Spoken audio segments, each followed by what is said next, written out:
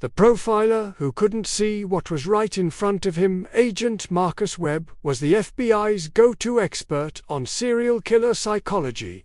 He had interviewed hundreds of murderers, studied their tactics, analyzed their methods. What he couldn't analyze was why his wife knew so much about crime scenes she'd never visited, or why she always had alibis for the nights when bodies were discovered. Welcome to Justice System USA, where we uncover the psychological battles hidden within America's most complex cases. I'm your host, and today we're exploring a story that asks, can love blind even the most trained eye? Tell me in the comments what city you're watching from, and if you believe these psychological mysteries deserve attention. Subscribe and join our community seeking truth. The expert's blindness. Marcus Webb's office at the FBI's Behavioral Analysis Unit was a monument to his expertise in criminal psychology. The walls were lined with case files, psychological profiles, and academic papers he'd authored on the minds of America's most dangerous killers. At 42, he had spent 18 years building a reputation as one of the Bureau's most accurate profilers, with an uncanny ability to understand how serial killers thought, planned, and selected their victims. His desk was meticulously organized, reflecting the analytical mind that had helped solve over 200 cases involving violent serial offenders. Photos from crime scenes, behavioral analysis reports, and interview transcripts were arranged in neat stacks according to case priority and psychological patterns. Marcus could glance at a crime scene photo and immediately begin constructing a profile of the perpetrator's age, background, psychological state, and likely next move. What made Marcus exceptional wasn't just his academic training, though his PhD in forensic psychology from Georgetown had provided a solid foundation, but his intuitive understanding of human darkness. He possessed an almost supernatural ability to think like killers without becoming them, to understand their motivations while maintaining his own moral center. His colleagues often marveled at how Marcus could spend hours interviewing the most depraved criminals and then go home to his quiet suburban life with Rachel, his wife of 8 years. They lived in a modest two-story house in Arlington, Virginia, chosen specifically for its distance from the urban areas where most of Marcus's cases originated.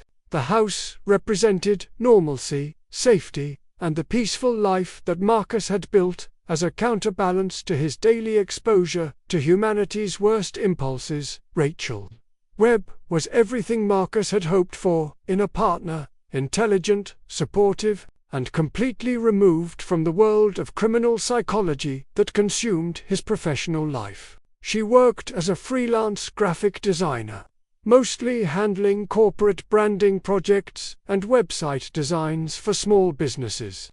Her work was creative, positive, and had nothing to do with violence or criminal behavior. Their relationship had been a source of stability for Marcus throughout his career.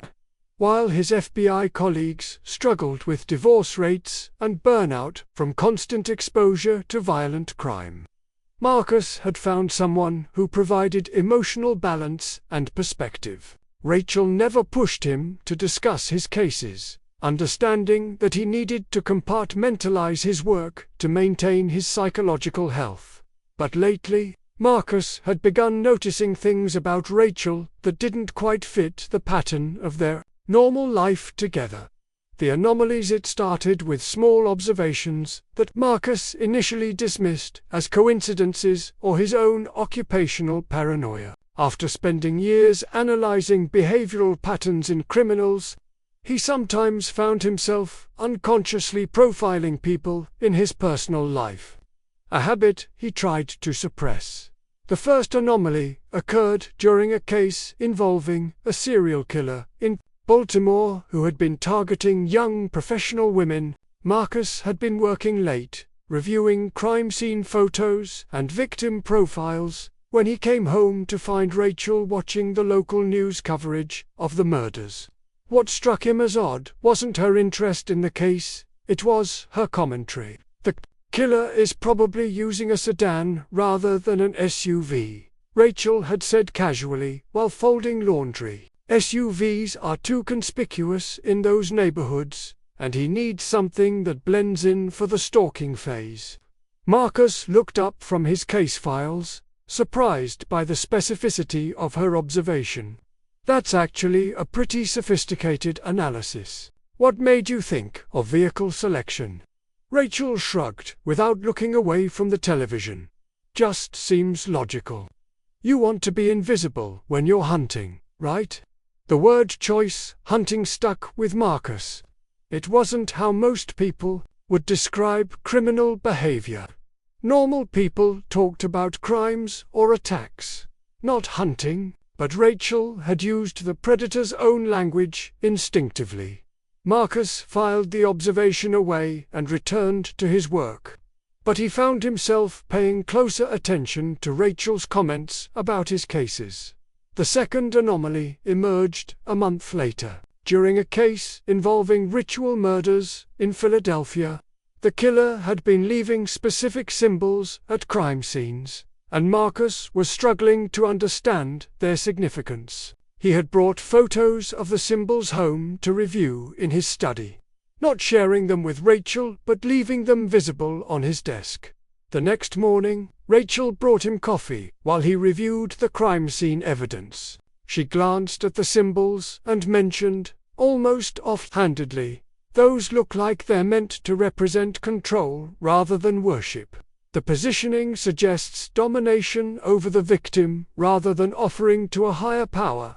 Marcus stared at her. The analysis was not only correct, but reflected an understanding of ritual behavior that typically required specialized training in criminal psychology or religious studies. "How did you know that?" "I took some anthropology classes in college," Rachel replied. "Studied religious symbolism and cultural rituals. These just don't look like traditional worship patterns."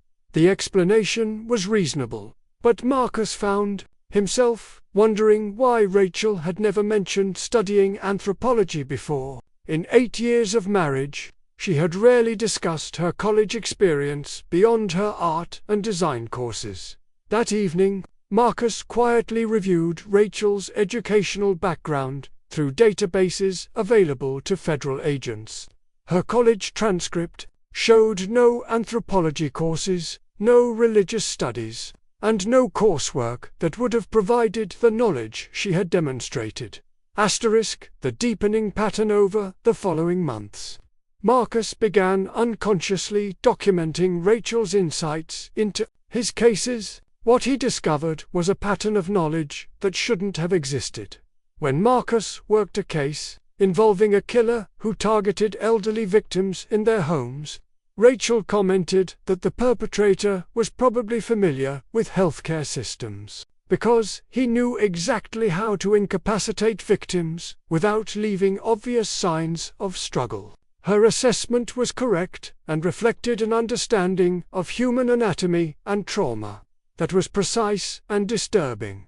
During a case involving bodies discovered in remote wooded areas, Rachel mentioned that the killer was likely using topographic maps and geological surveys to select burial sites that would delay discovery. She was right, and her observation helped Marcus develop a profile that led to the suspect's capture. When Marcus investigated a series of murders where victims had been killed with increasingly sophisticated methods, Rachel noted that the killer was probably practicing on animals first, working up through the complexity of human anatomy. Again, her insight was accurate and reflected knowledge of criminal escalation patterns that most people wouldn't possess. Each observation was delivered casually, as if Rachel was simply making conversation about Marcus's work. But the cumulative effect was unsettling. Rachel demonstrated understanding of criminal psychology, human anatomy, forensic evidence, and predatory behavior that far exceeded what any normal person would know. Marcus began testing her knowledge subtly, describing fictional cases to see how she would respond. Invariably, Rachel's analysis was sophisticated, accurate, and reflected thinking patterns that Marcus recognized from his interviews with actual serial killers. But what disturbed Marcus most was realizing that Rachel's insights often preceded his own conclusions. She wasn't just understanding the cases he brought home, she was reaching correct interpretations faster than an FBI profiler with 18 years of experience. At Justice System USA, we believe the most terrifying mysteries are often hiding in plain sight. If this psychological thriller is gripping you as much as it's gripping me, share it with someone who appreciates the complexity of human psychology. These stories remind us that we never truly know the people closest to us. The investigator began conducting a careful investigation of his own wife, using the same methodical approach he applied to criminal cases. He told himself he was being paranoid, that his years of studying killers had made him suspicious of innocent behavior. But his training had taught him to follow evidence wherever it led, regardless of personal comfort. The first phase of his investigation focused on Rachel's daily routines and whereabouts. Marcus had never paid close attention to her schedule before, trusting her completely and respecting her independence. Now he began noting when she left the house, when she returned, and what explanations she offered for her activities. Rachel's schedule was remarkably flexible, which made sense for a freelance designer who could work from home or meet clients at various locations. But Marcus began noticing that her absence from home often coincided with periods when he was heavily involved in active cases, particularly those involving ongoing investigations of serial killers who hadn't yet been captured. Marcus accessed phone records, credit card statements, and other documentation that would normally constitute a violation of spousal privacy. What he found was a pattern of behavior that didn't match Rachel's stated activities. On 3 separate occasions, when Rachel claimed to be meeting with clients in downtown DC, her phone's GPS data showed her in areas where Marcus's FBI team was conducting active crime scene investigations. The locations were not public knowledge, and there was no legitimate reason for Rachel to be in those specific areas. Credit card records showed purchases at hardware stores, medical supply companies, and outdoor equipment retailers that didn't align with Rachel's graphic design work or personal interests. The purchases included items that could be used for restraining victims, cleaning crime scenes, or disposing of evidence. Most disturbing were the internet searches conducted from their home computer during hours when Marcus was at work. The search history revealed extensive research into topics including human anatomy, decomposition rates, forensic detection methods, and law enforcement investigation techniques. Rachel had been systematically studying the same subjects that occupied Marcus's professional life, but from a different perspective. Where Marcus studied these topics to catch killers, Rachel appeared to be studying them to avoid being caught. The psychological profile using his professional training, Marcus began developing a psychological profile of his own wife, as if she were an unknown subject in a criminal investigation. The profile that emerged was terrifying in its implications. Subject demonstrated above-average intelligence and sophisticated understanding of criminal psychology.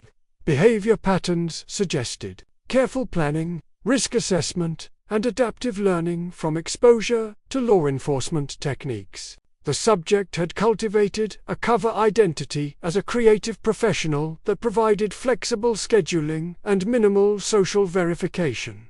The subject's relationship with an FBI profiler provided unprecedented access to ongoing investigations, law enforcement methodologies, and case details that would be invaluable for someone attempting to avoid detection while committing serious crimes.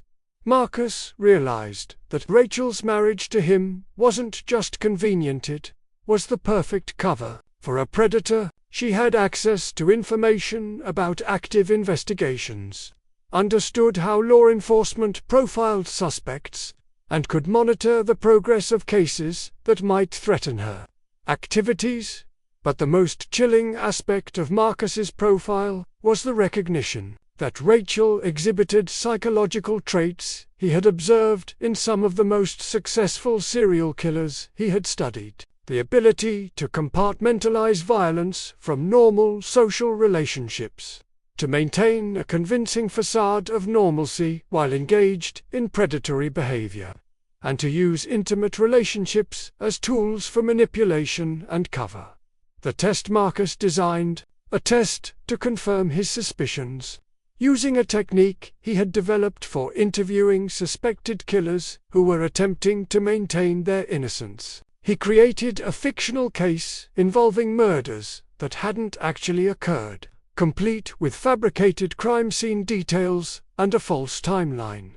One evening, over dinner, Marcus casually mentioned the fictional case, describing it as a new investigation he had been assigned. He provided specific details about the supposed killer's methods, victim selection, and the timeline of murders. Rachel listened with apparent casual interest, asking a few questions that seemed like normal spousal concern about Marcus's work stress. But then she made an observation that chilled Marcus to his core.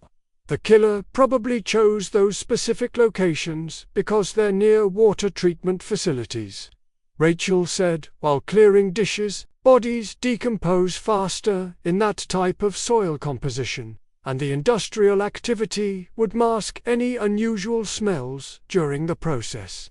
Marcus hadn't mentioned soil composition, decomposition rates, or industrial facilities in his description of the fictional case. Rachel's insight was not only accurate to the false scenario he had created, but reflected detailed knowledge of body disposal techniques that she couldn't have gained from casual exposure to his work. Moreover, Rachel had provided information that suggested she was thinking like someone who had actually disposed of bodies, not like someone theoretically analyzing a crime. That night, Marcus lay awake next to his wife of 8 years, realizing that he had been sharing his bed with someone who possessed detailed practical knowledge of murder techniques, body disposal, and crime scene management. The evidence Marcus's investigation intensified as he searched for physical evidence of Rachel's activities. Using FBI resources that technically required a warrant, he began surveillance of their own home and Rachel's movements. That the surveillance revealed a side of Rachel that Marcus had never seen. On days when she claimed to be working on design projects, she actually spent hours driving to remote locations, sometimes carrying large bags or equipment that she stored in a rented storage facility Marcus hadn't known existed.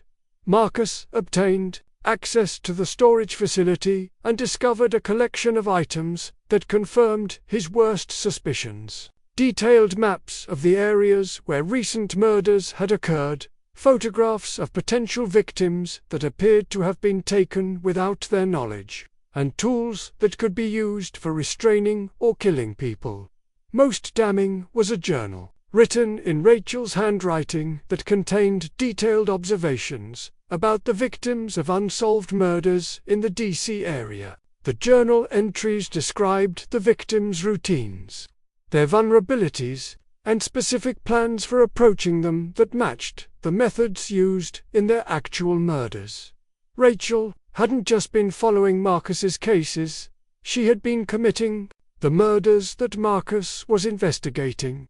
The realization Marcus spent 3 sleepless nights reviewing all of his active and recent cases, cross-referencing them with Rachel's whereabouts and behavior patterns. The correlation was undeniable and horrifying. Over the past 2 years, Rachel had been responsible for at least 12 murders that Marcus had investigated. She had been present during his analysis of the crime scenes, had listened to his theories about the killer's psychology, and had used that information to refine her methods and avoid detection. The killer Marcus had been profiling, the predator he had been hunting, was the woman he came home to every night. But perhaps most disturbing was the realization that Rachel had been using their relationship to perfect her killing techniques. Every insight Marcus shared about criminal psychology, every detail he revealed about law enforcement investigation methods, had been weaponized by Rachel to become a more effective killer. She had married him not out of love, but because an FBI profiler made the perfect cover and the perfect source of intelligence for someone who wanted to kill without being caught. Marcus understood that he faced an impossible situation. He had evidence that his wife was a serial killer, but much of that evidence had been obtained through illegal surveillance and unauthorized access to federal databases. More importantly, Rachel's knowledge of his investigation techniques meant that any conventional law enforcement approach would likely fail.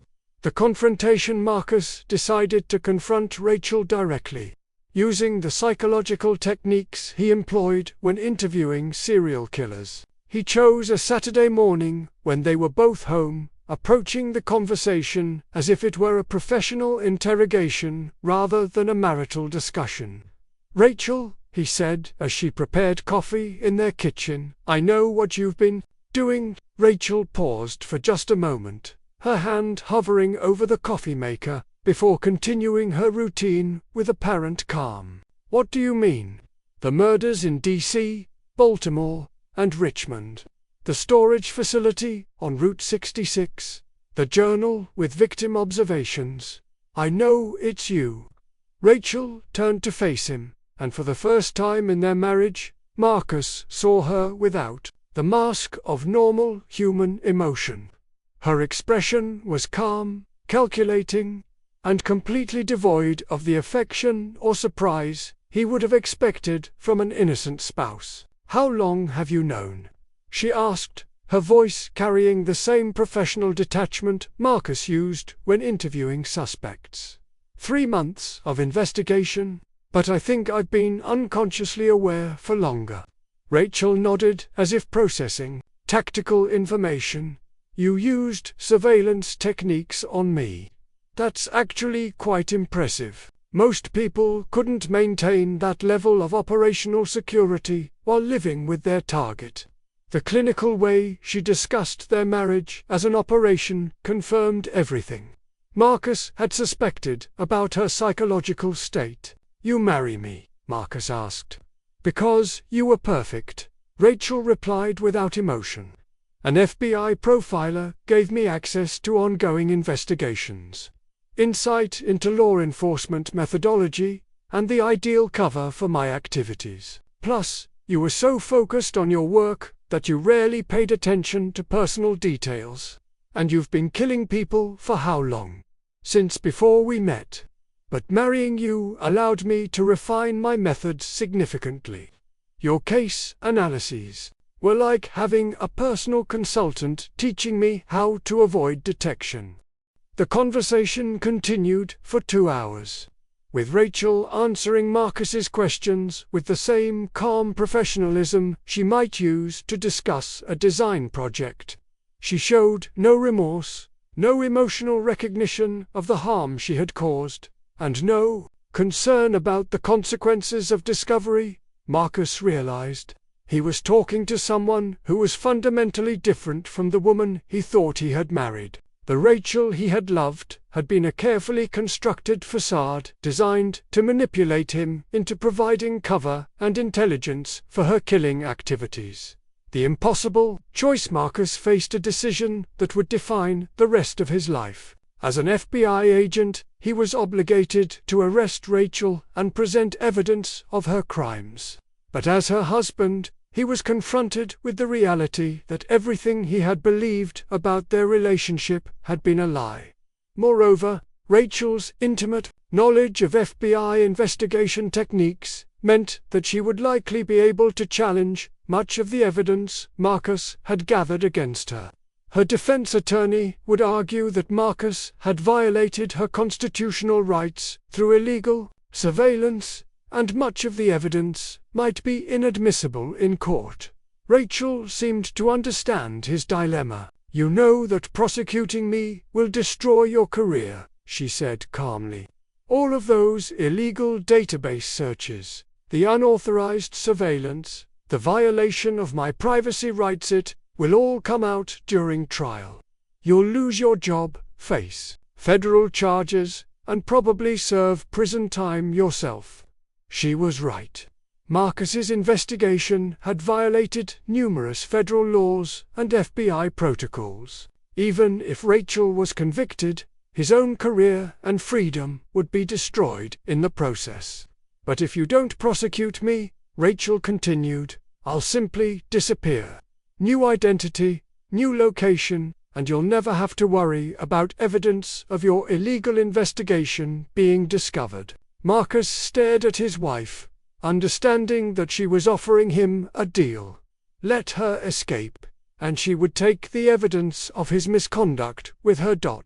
The resolution. Marcus spent that weekend in his study, reviewing every case file, every piece of evidence, and every ethical guideline that governed his profession. The decision he reached reflected both his training as a law enforcement officer and his recognition of the impossible situation Rachel had created.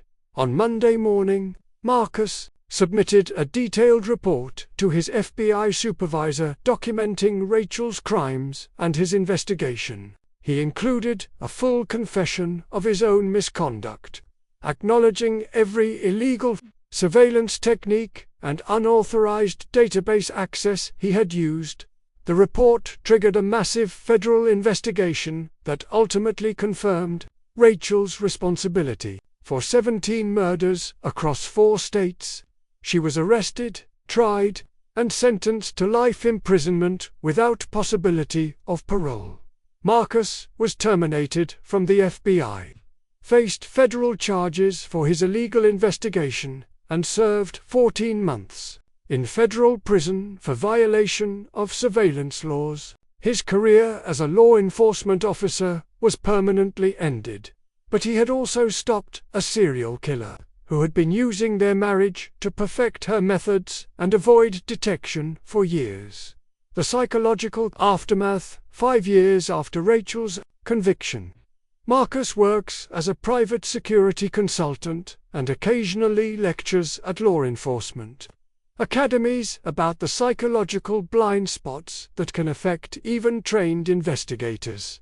His experience serves as a case study in how intimate relationships can be weaponized by sophisticated predators, and how even experts in criminal psychology can be manipulated by someone who understands their weaknesses. The most difficult aspect of Marcus's recovery wasn't the professional consequences or the legal penalties he faced.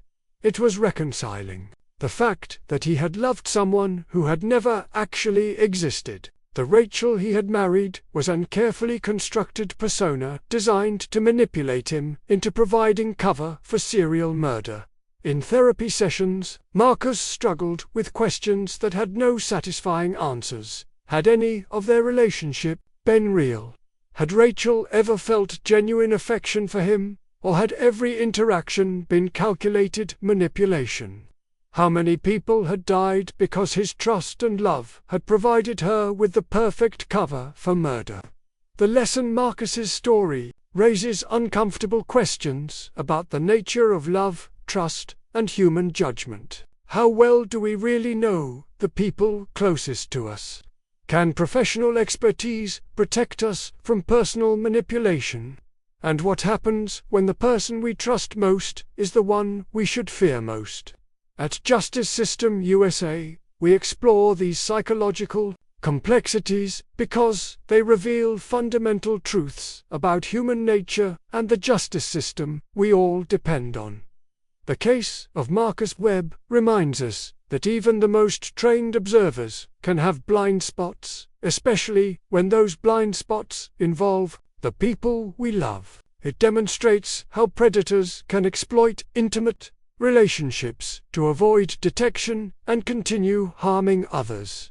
But perhaps most importantly, it shows that sometimes doing the right thing requires sacrificing everything we've built, including our own future, to protect others from the consequences of our mistakes.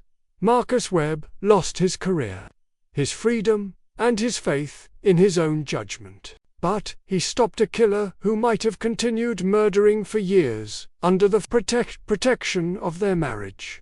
The final revelations: 6 months ago, Marcus received a letter in prison from Rachel. The letter contained a single paragraph that haunts him still. "Marcus, I want you to know that marrying you was the most successful strategy I ever implemented. You gave me everything I needed to perfect my work. But what I never told you was that you weren't my first husband. There were 2 others before you, both law enforcement officers, both now dead from apparent accidents. You were actually husband number 3. And somewhere out there is the woman I trained to be husband number 4's perfect wife. Sleep well." The letter was postmarked from the federal prison where Rachel is serving her life sentence. But investigation revealed that she had somehow arranged for it to be mailed by someone outside the prison system. Marcus shared the letter with federal authorities. But the investigation into Rachel's previous marriages and potential accomplices remains ongoing. Because sometimes the most terrifying truth is that the monster you caught was just one part of a larger plan you never saw coming. This has been Justice System USA, where we explore the psychological darkness hidden within America's justice system. Marcus Webb's story reminds us that expertise is no protection against human manipulation, and that love can be the most dangerous blind spot of all. What did you think of this psychological thriller? Have you ever realized that someone close to you wasn't who you thought they were? Share your thoughts in the comments and tell us what city you're watching from. If this story made you question how well you really know the people in your life, hit that like button, share it with someone who appreciates psychological complexity, and subscribe to Justice System USA for more untold stories of American justice. Remember, the deadliest predators are often the ones who know exactly how to make us trust them. And sometimes, the person hunting the monster is the last to realize they're living with one. Until next time, trust your instincts, but remember that even experts can be wrong about the people they love most. See you in the next story.